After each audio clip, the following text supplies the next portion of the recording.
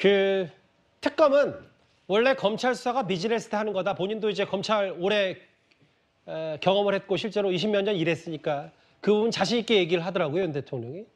다만 명분배 수수 의혹은 최근에 이원석 검찰총장이 신속하고 엄정하게 수사한다고 했으니까 지켜보자라고 했고, 다음 화면을 볼게요. 근데 정영진 변호사님. 네네. 김건희 여사 관련해서 두 가지 아까 얘기했던 명분배 의혹과 과거 도이치모터스 주가 조작 의혹.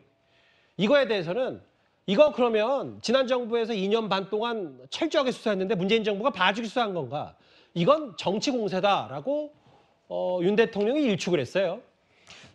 이 도이치모터스 건은요, 지금 등장한 게 아니잖아요. 예. 언제부터 등장했습니까? 2019년에 윤석열 당시 중앙지검장이 검찰총장 후보로 지명됐을 때부터 문제가 됐던 거 아니었습니까? 그때 문제가 없다라고 했던 사람이 있어요. 그게 누굽니까? 최강욱 공직기강 비서관. 그 위에 있었던 사람 누굽니까? 조국 민정수석. 이런 사람들이 문제가 없다라고 생각을 했으니까 윤석열 당시 검찰총장 후보자를 검찰총장으로 임명하게 된 거 아니었겠습니까? 예. 그다음에 조금 전에 이제 장윤미 변호사님이 치열한 수사가 없었다라고 했는데 그 치열한 수사를 누가 안 했습니까? 이성윤 당시 중앙지검 검사장이 치열한 수사 하나도 안 했잖아요. 그때 1년 반인가 그렇게 오랫동안 들고 있었는데 그때 김건희 여사 소환해가지고 물어보고 그랬습니까? 그때 충분히 할 수 있었는데도 불구하고 안 해놓고 왜 이제 와서 안 하느냐 이렇게 이야기하는 것 자체가 사실 말이 되지가 않고요.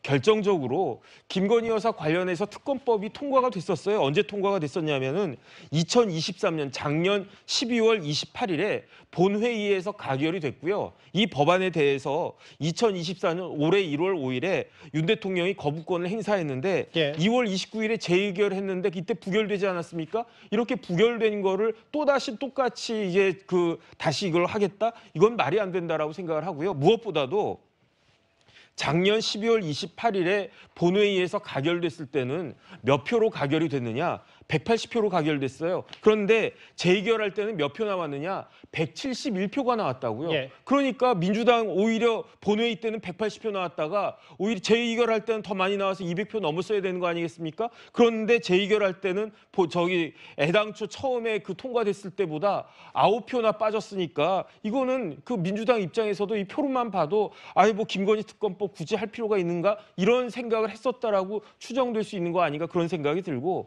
디올백 관련해가지고는요. 도대체 어떤 법에 무슨 근거에 의해 가지고 이게 형사적으로 문제가 되는지 민주당에서 한마디라도 좀 했으면 제가 무슨 말인지 알아듣고 거기에 대해서 이야기를 할 텐데 한마디도 안 하면서 무조건 특검법 이야기하니까 답답하기 그지없다. 저는 그런 생각이 듭니다.